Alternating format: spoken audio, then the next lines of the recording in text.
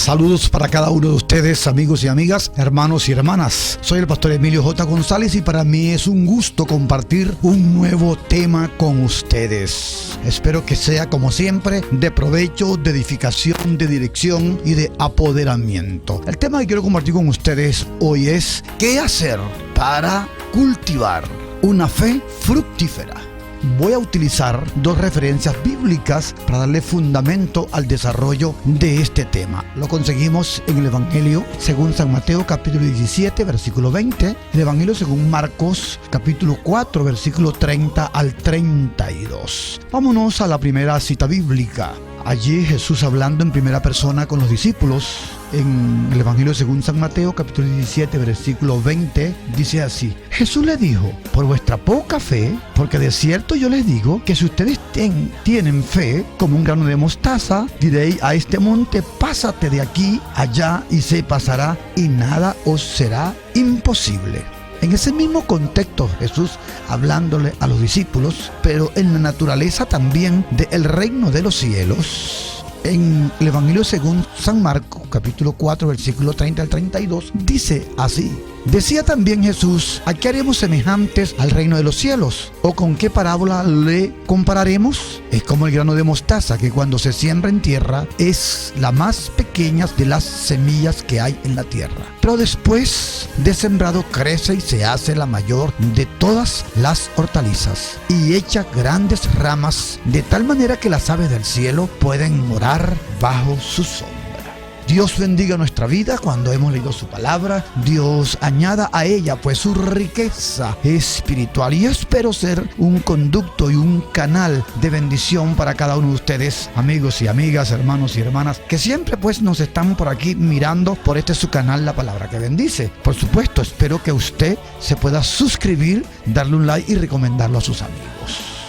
En estos pasajes bíblicos que voy a utilizar como referencia para darle base escritural a este tema, ¿qué hacer para cultivar una fe fructífera? Jesús utiliza la semilla de mostaza para resaltar la falta de fe en el accionar de sus apóstoles, pero también toma el grano de mostaza para ilustrar cómo sería el crecimiento del reino de los cielos al ser predicado, comunicado a las naciones. Para Jesús es resaltar que la fe es clave para tener un buen hacer, para tener un desarrollo cuando se comunica la palabra, como también para el crecimiento del reino de los cielos.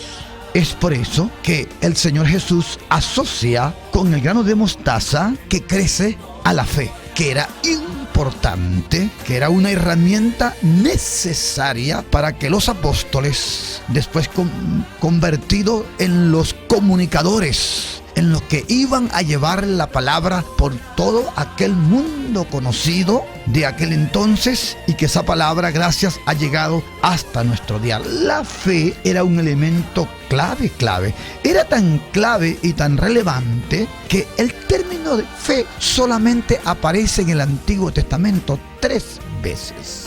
Una en Número 35:30, en Isaías 57:11, y la famosa declaración del profeta Habacuc en 2:4, cuando dice: y el justo por su fe vivirá. Pero en el Nuevo Testamento, el término o la palabra fe tiene una magnificación y se convierte como la virtud divina importante y decisiva en el trabajo, en la faena, en el ministerio, en la labor que iban a desarrollar los seguidores de Jesús. De los 27 libros, la palabra fe aparece mencionada o descrita 24 veces. Se menciona allí en un total de 229 menciones que tiene. Esto dando a ilustrar que la palabra fe iba a jugar un rol protagónico en la vida de aquellos que decidieran servir al Señor, pero por otro lado en todos los miembros del cuerpo de Cristo que hemos recibido de parte de Dios aquel día que decidimos aceptar a Jesús como Señor y Salvador. Lo hemos recibido, y lo que vamos a recibir futuramente, eso es debido a la fe. ¿Qué hemos recibido? El perdón de los pecados, la salvación, el nuevo nacimiento, la garantía que somos ciudadanos del reino de los cielos, la sanidad divina, física, mental y emocional. También puedo decir la seguridad que en estas circunstancias difíciles en todos los tiempos, pero hoy se magnifica donde hay falta de recursos y tantas necesidades que hay. Hoy en día eso es una realidad, lo vamos a tener a través de la fe, la provisión o la prosperidad. Pero también, ¿qué recibiremos mañana? Recibiremos la vida eterna. Y todo eso lo vamos a lograr por la fe. Y damos gracias, como dijo Jesús, o como dice propiamente el autor de los Hebreos: sin fe es imposible agradar a Dios. Allá en Hebreos capítulo 11, versículo 6.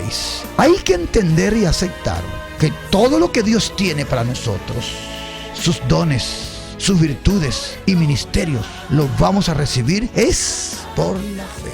Después que aquel célebre personaje, allá en Génesis capítulo 2, creyó a Dios y le fue contado por justicia, desde allí en adelante la fe fue un ingrediente de suma valía. Aunque en el Antiguo Testamento no se menciona mucho, como ya lo referí, pero en el Nuevo Testamento logra tener una dimensión muy, pero muy singular. Entonces la palabra fe es imprescindible, ya que ella activa el sentido espiritual en el creyente, que lo mantiene vivo en medio de tantos problemas y realidades agobiantes que se viven hoy, tanto en lo físico, en lo material y en lo espiritual. Como cristianos, tenemos que tener una fe viva, una fe creciente, que nos permita vencer la apatía, la frialdad, la tibieza y el pecado que quiere hoy en día atrapar a muchos hijos e hijas de Dios. La Biblia dice en Mateo 9:29, se ha hecho de acuerdo a tu fe. La gente venía, muchos le pasaba. Y entonces Jesús le decía: ¿puedes creer? Hubo uno que le dijo: Señor, ayuda a mi incredulidad. Pero aquí, en la antesala de un milagro del Señor, el Señor le dice a este padre de familia: se te va a hacer de acuerdo a tu fe. Entonces ese es el elemento casi decisivo en el Nuevo Testamento, como la palabra fe empieza a obtener un lugar supremamente de importancia en la vida de los hijos de Dios. En el Nuevo Testamento, como en la iglesia hoy, en el desarrollo de la iglesia de los primeros años, encontramos la manifestación de algunos actos de deficiencia de los hijos e hijas de Dios, tales como la incredulidad, como algunos niveles de fe muy deficientes que impiden el desarrollo de los hijos de Dios en esta virtud divina, porque la fe es una virtud divina dada por Dios a sus hijos. Y conseguimos allí pues uno de los apóstoles del Señor que hizo milagro con el Señor, pero en pasaje se ponía incrédulo, el apóstol Tomás. Tomás dijo: yo no creo, si yo no logro tocar al maestro, abrazarlo, si yo no logro meter mis dedos en sus heridas, yo no voy a creer. Tomás era un elemento pragmático que rayaba en la incredulidad. Pero por otro lado también hay gente que dice en la Biblia que tienen poca fe, y Jesús les dijo a los apóstoles: por vuestra poca fe. Hay otro porcentaje de creyentes que tienen una fe débil, otros tienen una fe muerta, como lo dice Santiago, que si alguien dice que tiene fe y no tiene obras, dice: la fe del tal es muerta, porque no tiene valía, no tiene testimonio. Usted dice que es un redimido por el Señor, usted dice que se arrepintió, que es nueva criatura, pero si usted no tiene testimonio, la obra del testimonio, esa fe que tú dices que eres hijo, ella de Dios, que eres salvo y que eres salva, pero si no tienes testimonio, esa fe es una fe fallida, es una fe muerta. Entonces, la fe viva, la fe creciente, nos lleva a cultivar una profunda convicción de que Dios obrará en medio de nuestras necesidades, padecimientos y sufrimientos. Entonces la fe nos lleva a cultivar. Importante eso, lo que dijo Jesús. El grano de mostaza, un hombre lo tomó y lo sembró en su terreno. Aunque era muy chico, muy pequeño el grano de mostaza, pero dice que creció. Tan grande era el tamaño que las aves del cielo venían y se posaban en él. Exactamente cuando nosotros en nuestro proceso, en nuestra vida como hijos e hijas de Dios, cuando nos adentramos a cultivar la fe, porque la fe hay que cultivarla, como hace el agricultor en el campo, que prepara el terreno, siembra la semilla, riega la semilla, cuida la semilla hasta verla brotar, hasta que la semilla crece y empieza a salir el hermoso fruto deseado. Así es la fe. La fe hay que cultivar. Y cuando la cultivamos, ella nos lleva a una profunda convicción de que Dios obrará en medio de nuestros padecimientos, porque eso es la fe. La fe nos introduce en el mundo invisible, en el mundo espiritual, y nos da un convencimiento que se hará realidad en medio de nuestras necesidades, padecimientos y sufrimiento. Entonces, en una forma enfática, como verdad central, puedo afirmar: la fe no es ver para creer, la fe es creer para ver el poder de Dios en acción a favor de sus hijos. Para poder cultivar una fe fructífera, hay que renunciar a algunos mitos que se tienen de la fe, que no sé quién los enseñó, pero que están dentro de millares de personas, hijos e hijas de Dios. Algunos dicen que la fe es algo esotérica, mágica, misteriosa. No, déjeme decirle, la fe no es esotérica, la fe no es mágica, la fe no es misteriosa. Mucha gente se acostumbró que al oír la palabra del Señor, y legítimamente el predicador los invitaba a pasar, les gustaba, les encantaba que le pusieran la mano. Pero hablando verdad, no es del todo cierto. Es una práctica cristiana válida, pero no significa que usted pase, aunque alguien le imponga la mano. Pero si usted no tiene la fe cultivada, nada va a pasar. Entonces quiero dejar enfáticamente claro que la fe no es esotérica, no es mágica, no es misteriosa. La fe es una virtud divina para operar en la ley del Espíritu. Y cuando el creyente opera en esa ley del Espíritu, va a obtener las respuestas en función de su vida. El otro mito que muchos tienen es rechazar la creencia que la fe es solo para un grupo selecto o exclusivo de personas. Llámense, como dice Efesios 4:11, apóstoles, profetas, evangelistas, pastores y maestros y algunos líderes relevantes. Eso es verdad. Esa gente Dios la usa con esas facultades y Dios les ministra y les da dones especiales a ellos. Pero resulta ser que la fe es para todos los miembros de la iglesia. La fe es un don del Espíritu Santo para los miembros del cuerpo de Cristo, según 1 Corintios 12:9, y dice: y el Espíritu Santo reparte el don de fe. Dentro de ese contexto de consideraciones que he compartido con ustedes, quiero compartir algunas premisas, bases, fundamentos o principios que nos permitan cultivar una fe productiva. Y con esto le estoy recordando las dos referencias bíblicas que utilicé en el principio. ¿Se recuerdan ustedes? Jesús utilizó como referencia para tener un buen hacer y para ilustrar cómo sería el crecimiento del reino de los cielos, utilizó la referencia del grano o la semilla de mostaza. Ese mismo principio opera en nosotros hoy. Todos tenemos una medida de fe, un grano de mostaza. Dice en Romanos 12:3 que Dios nos dio una medida de fe. Esa medida de fe sembrada en nuestra vida, cultivada, cuidada, regada, vigilada, ella va a crecer muy, pero muy grande. Ella echará hermosos frutos, porque esa semilla de fe está garantizada, es una semilla selecta y se consigue una buena tierra, y esa buena tierra es tu corazón, mi corazón, y se consigue alguien que la cuide y que la proteja. El gran potencial que está en esa semilla de fe, que tiene genes de crecimientos muy hermosos y muy nobles, se van a activar y se va a cumplir la referencia de la parábola que Jesús tiene sobre el grano de mostaza, y en la vida real eso es verdad. El grano de mostaza es muy pequeño, pero cuando se siembra y se activa la carga genética y en él, logra crecer mucho más grande que toda la especie de la semilla de los granos. Por tales razones, hoy más que nunca usted y yo necesitamos entonces tener esa medida de fe. Y para cultivar una fe fructífera, porque ese es el tema que estoy compartiendo con ustedes, oigamos el primer principio que hará que tengamos una fe fructífera. El primer principio es: oiga con atención la palabra de Dios. Romanos 10:17 dice: así que la fe es por el oír, y el oír por la palabra de Dios. el sentido del oído. Sé presto, rápido para oír, tarde.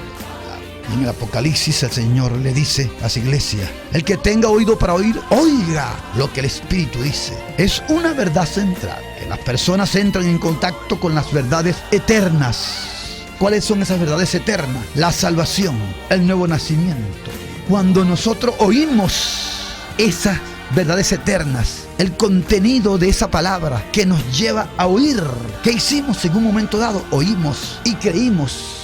Oímos con atención y esa palabra se almacenó en nuestra mente, nuestro corazón, invadió todo nuestro espíritu, leudó, como dijo Jesús, toda nuestra vida. Por eso fue que Jesús dijo en Mateo 5:24: el que oye mi palabra y cree al que me envió, tiene vida eterna. Allí, en el primer libro de la Biblia, en el libro de Génesis, capítulo 12, encontramos la historia del famoso patriarca Abraham. Era un ciudadano común de aquel pueblo, de aquella región, que actualmente ese territorio es ocupado por el país de los iraquíes. Y aquel pueblo dice que era pagano, que él no obedecía a Dios porque la revelación de Dios no estaba generalizada. Aunque ya estaba, pero no se había generalizado. Y dice que Dios llamó a Abraham y le dijo: sal de tu tierra y tu parentela y ven a la tierra que yo te mostraré. Y dice entonces que el patriarca, me imagino, infiero que si fue de noche que Dios le llamó, se le mostró en palabra, en visión, en sueño. Y cuando oyó esa voz lo constriñó, lo sedujo, lo llevó a reflexionar y tomó la decisión. Me imagino que reunió a su familia y le dijo: yo he oído una voz. No se la puedo definir cómo es, pero he oído una voz que por primera vez esa voz me ha constreñido. Esa voz me ha llevado a cambiar mi forma de actuar y de pensar y de adorar a Dios. Creo en su mentalidad pagana que es un Dios no conocido por ustedes, pero que a mí me ha convencido. Y mi decisión es que yo me voy. Papá, mamá, hermanos, hermanas, primos, vecinos, vecinas, a sus compañeros de negocio, compañeros de la siembra de la tierra, del campo, el criador de ganado. Yo me voy. Se fue. Agarró a su esposa, agarró a su sobrino, lo que quería irse con él, y se fueron buscando la tierra, buscando el lugar donde Dios le había dicho que le iba a dar, Canaán. Pero este hombre oyó la palabra. Qué bueno es saber que todo lo que hemos un momento dado oído la palabra, hemos sido confrontados. Entonces el primer principio nos habla de: oiga con atención la palabra de Dios. El segundo principio, para que tengamos una fe y la podamos cultivar fructífera, es el principio de la obediencia activa. En Hebreos 11:8 dice: por la fe Abraham, siendo llamado, obedeció y salió sin saber a dónde iba. No preguntó, no detalló. Alguna gente hay que convencerlos. Alguna gente Dios tiene que hacerle una diositerapia. Bueno, hay que llevarlos a niveles de comprensión. Este hombre, sin pasar por el instituto bíblico, sin tener mucha referencia de consolidación, de discipulado, de encuentros y todas las herramientas de trabajo que se tienen hoy en día, este hombre creyó y obedeció. Este hombre oyó y puso en práctica la obediencia. Los que somos padres y sabemos que pasamos por el proceso al criar a nuestros hijos, sabemos cosas tremendas vivimos con nuestros hijos. Le estábamos diciendo las lecciones, las guías o el direccionamientos o las exigencias a nuestros hijos y decían sí, pero después lo veíamos que no hacían lo que habían oído. Pero este hombre oyó y obedeció. Por la fe Abraham, siendo llamado, obedeció y salió sin saber a dónde iba. Y por experiencia práctica me permito decirle, porque sé que esto va a llegar a mucha gente y está llegando a un oído que sé que Dios te va a hablar. Si Dios te habló y sabes que Él te ha dicho, obedécelo. Si tú sabes que Dios te ha dicho algo, si tú sabes que tienes en algunos aspectos de tu vida el pensamiento de Dios, la revelación de Dios, porque soy de los que creo que cuando Dios llama a alguien, Dios lo prepara y Dios lo va a respaldar. Entonces, si Dios te habló y sabes lo que Él te ha dicho, obedécelo. Es mejor obedecer a Dios, como dijeron los apóstoles, antes que a los hombres. Preocúpate en obedecer a Dios, pero detente para desobedecerlo. Detente, no corras para desobedecerlo, corre para estar cerca de Él y obedecerle. La clave para crecer en la fe no es entender a Dios. Muchos quieren entender a Dios. No entienda a Dios. Dice la máxima: a Dios no hay que entenderlo, a Dios hay que oírlo y obedecerlo. Entonces preocupémonos más por obedecer las exigencias divinas, ya que eso nos permitirá tener una fe fructífera que traerá grandes respuestas y las bendiciones de Dios. El tercer principio para tener una fe fructífera es establezca sus valores o conjunto de creencias. Tenemos que saber, como iglesia, como hijos de Dios, en dónde estamos, quiénes somos y hacia dónde vamos. Apóstol San Pablo, enseñándole a la iglesia de Filipos, dijo lo siguiente en su carta de Filipenses 3:20: mas nuestra ciudadanía está en los cielos. Apóstol quería enseñarle a la iglesia de Filipos: ustedes saben quiénes son, ustedes saben en dónde están, ustedes saben en dónde está su ciudadanía. Ustedes saben que somos peregrinos, advenedizos, que vivimos en este mundo, pero no somos de este mundo. Vamos de paso en este mundo. Nuestra morada final no está en este mundo. El mundo hoy se está devorando a muchos hijos e hijas de Dios, porque no saben de dónde son y no saben hacia dónde van. Es como Santiago, que escribe su misma carta, dice lo siguiente en Santiago 4:4: oh almas adúlteras, ¿no sabes que la amistad del mundo es enemistad contra Dios? Y el apóstol Juan, en su primera epístola, en su capítulo 2, 15 al 17, también nos habla sobre no amar al mundo, sobre la vanagloria de la vida, sobre el deseo de la carne y la vista de los ojos. Todo este montón de cosas distraen la atención de muchos creyentes para detenerlo en las cosas del mundo. El que ama al mundo se quedará y se perderá con el mundo, pero más el que obedece al Señor, el que está claro en su conjunto de valores y su sistema de creencias, va a permanecer con el Señor para siempre. Usted tiene que establecer sus valores espirituales y renunciar a los valores del mundo, a la cultura del mundo, que cada día se deteriora más, se corrompen más. En muchos hoy hijos e hijas de Dios hay estas características. Miran lo que mira el mundo, se visten como está el mundo, practican las cosas del mundo, van a donde van el mundo, piensan como piensa el mundo. Este sistema de cosas, yo podría decirlo con una sentencia, que son mundanos, pero tienen el nombre de cristianos. Entonces es preocupante. Si usted quiere tener una fe fructífera, usted tiene que establecer sus valores o conjunto de creencias. El cuarto principio tiene que ver con la visión o el enfoque. Y para seguirnos desarrollando en esa fe, que es la voluntad del Señor, que nosotros crezcamos en ellas y nos desarrollemos y tengamos buen accionar, tengamos buenos resultados, buenos frutos en el trabajo que hacemos. En el cultivo de esa fe necesitamos nosotros tener una visión clara y un enfoque establecido. Colosenses 3:2 dice: poned la mira o tu visión en las cosas de arriba y no en las de la tierra. ¿En dónde está enfocada la visión suya? ¿En las cosas de arriba o en este sistema de cosas que muchas de ellas ya son contra naturaleza? Me recuerdo que una vez tuve un accidente en mi ojo izquierdo. Y cuando voy al oftalmólogo, él me dice: usted tiene una uveitis traumática, señor Emilio. Vamos a mandarle este tratamiento.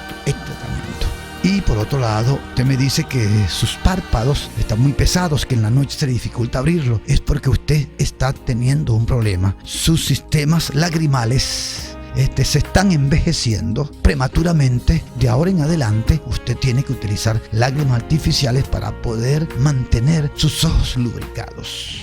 Importante entonces, esta situación me dificultaba a mí mirar con una visión mucho más clara. No podía tener una visibilidad clara, tenía interrupción. La luz artificial y la luz diaria me turbiaba mi mirada. Pero entonces al ir al doctor, el doctor me dio un tratamiento.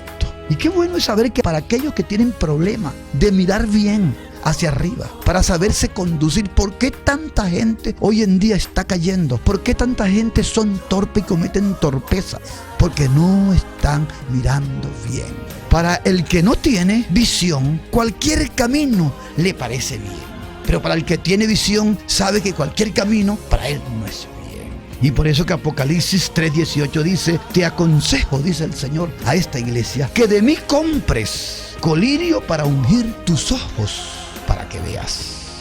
Y el quinto principio es estar vigilante o alerta de lo que te pueda hacer daño. Hoy los nutricionistas y los que asesoran en dietas nos dicen que hay algunos alimentos que no podemos comerlos cuando hemos llegado a cierta edad. Que aquellos que tienen algunos regímenes alimenticios y están siguiendo otros aspectos médicos después de dieta para conservar su imagen, no pueden comer alguna serie de alimentos, algunos tipos de alimentos, porque les son perjudiciales. Le pueden alterar la tensión alta, le pueden afectar el corazón, le pueden afectar la parte renal. Un conjunto de situaciones y de afecciones le pueden sobrevenir por no cuidar su dieta alimenticia.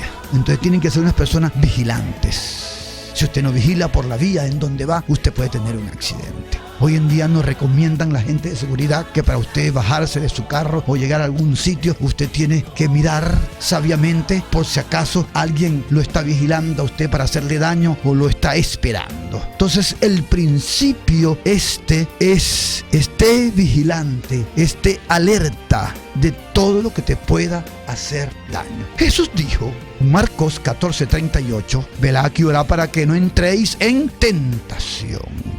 El diablo sabe que todos somos vulnerables, todos somos tentables, atacables, y que todos los hijos de Dios, los ministros, los siervos usados por el Señor, como todos los miembros del cuerpo de Cristo, pueden ser derrotables. Por eso la importancia de la vigilancia en tu vida, en nuestra vida. Ella nos previene de los posibles peligros de los enemigos y de sus ataques, que pueden ser devastadores. Y el sexto principio y último, el principio de tener una fe expectante, de que Dios responderá la oración de sus hijos, de que Dios responderá la oración de una madre, de un padre, de un hijo, de una hija, de un hombre de negocio, de una persona que está conduciendo su vida honestamente y correctamente. El sexto principio nos habla de mantener una fe expectativa, de que Dios responderá, una fe expectante, de que el Todopoderoso va a responder. El cultivar una fe expectante, el tener expectativa, nos permite vivir de que algo grande de parte de Dios viene. Y yo creo, pueden haber circunstancias muy difíciles, pueden haber la tormenta, pueden haber las necesidades. Usted y yo no podemos evitar que las tormentas vengan, las crisis, las enfermedades, las situaciones fortuitas, etcétera. Pero tu fe y mi fe, al nosotros vivir en un estado de expectación de que Dios responderá, de que algo grande vendrá, eso nos va a permitir estar seguros y confiados que cual sea la circunstancia, el Señor me va a responder. Cuando vivimos de una forma expectante en nuestra fe, que una de las cosas que llega para muchos es la renovación espiritual,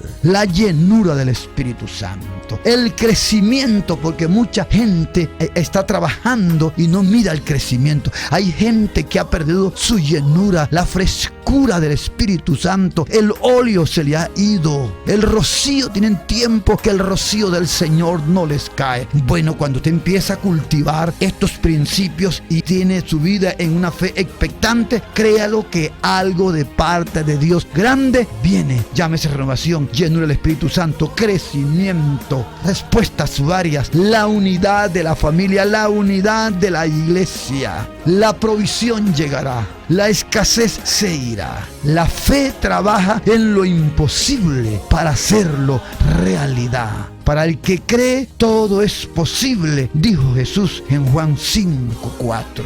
Esta es la victoria que ha vencido al mundo, nuestra fe. Entonces es importante que Juan en esta, su primera epístola, lo raya en una forma precisa y clara. Este hombre que había aprendido a cosechar victorias, a sortear los conflictos, las persecuciones, los maltratos del Imperio Romano y de los enemigos de la iglesia. Este hombre había aprendido a cosechar victorias mediante la fe. Esta es la victoria que ha vencido al mundo, nuestra fe. Hoy hay millones de hijos e hijas de Dios que están cosechando victoria por la fe. Y tú que me estás oyendo, hombre o mujer, papá y mamá, muchacho o muchacha, tú también tienes que aprender a cosechar tus victorias por la fe. Y ya para concluir, en esta palabra que he estado compartiendo con ustedes, ¿qué hacer para tener una fe fructífera? Tome en cuenta las consideraciones que ya le he hablado. ¿Cuál es el objeto de su fe? ¿En dónde está su fe apalancada? ¿En dónde está su fe fundamentada? ¿Cuál es la base de su fe? Y en una forma precisa y clara el autor de los Hebreos, su capítulo 12, versículo 2 dice: puesto los ojos en Jesús, el autor y consumador de la fe. Importante entonces, en la sociedad en la cual vivimos, la cultura de ayer y la cultura de hoy. Muchos son panteísmos, todo. Ellos definen que todo es Dios. Dios puede ser el sol, la luna, la lluvia, el agua, la naturaleza, imágenes, deidades de antiguas. ¿Dónde está el objeto de su fe? Ya no era, alguien dice, yo tengo fe, pero yo tengo fe en mi abuelita. Bueno, esa no es la declaración bíblica para desarrollarse y cultivar una fe fructífera. Para desarrollarse y cultivar una fe fructífera está muy claro y definido en la Biblia, la palabra de Dios. Puesto los ojos en Jesús, el autor y consumador de la fe. El principio esencial de la fe, ¿usted sabe cuál es? Creer. Para el que cree, todo es posible, dijo nuestro Salvador. Entonces, esa es la verdad. El principio esencial de nuestra fe es la verdad. ¿Ok? Entonces, cuando usted empieza a cultivar, empiezas a descubrir quién es Dios. Y cuando empiezas a recibir la revelación de quién es Dios, descubres sus atributos. Dios es omnipotente, Dios es omnisciente, Dios es omnipresente, está en mis realidades. Él sabe mis realidades, pero también es omnipotente, tiene poder para mover mis realidades. En su carácter Él es amor y es justo. Cuando usted empieza a descubrir esto, tú sientes que tu fe, como el grano de mostaza, está creciendo, creciendo y creciendo. Si ponemos en prácticas estas consideraciones, muchos hoy van a tener una fe viva, una fe activa, una fe creciente, una gran fe, una fe que traerá las respuestas de Dios para su vida, para sus necesidades, para sus peticiones. Una gran fe que traerá grandes resultados. Y ya dejaremos a la fe fallida de un lado. Ya nuestra fe será una fe viva, no muerta. Ya no será una fe débil. Ya no tendremos poca fe. Ya no será una fe estéril. Ya tendremos una fe grande. Ya tendremos fe, más fe y mucha fe. Así como el fruto que Jesús habló en Juan capítulo 17. Entonces, ya para concluir, para cultivar una fe fructífera, ¿es posible? ¡Claro que es posible! He compartido con ustedes las bases, los perfiles, los fundamentos y los principios para que usted y yo podamos entonces desarrollar una fe fructífera. Y como dijo Jesús, y nada os será imposible, porque para el que cree todo es posible. Dios, gracias. Gracias por darme esta palabra y compartirla con cada uno de tus hijos y tus hijas. En los diferentes lugares donde esta palabra se está oyendo, le están mirando, que el Espíritu Santo, Señor, que revela a Cristo, revele y como semilla de mostaza pueda crecer en la buena tierra del corazón de tus hijos, para que crezca y ellos puedan hacer grandes obras para la gloria de tu nombre. Muchas gracias, Dios. En el nombre de Jesús. Amén.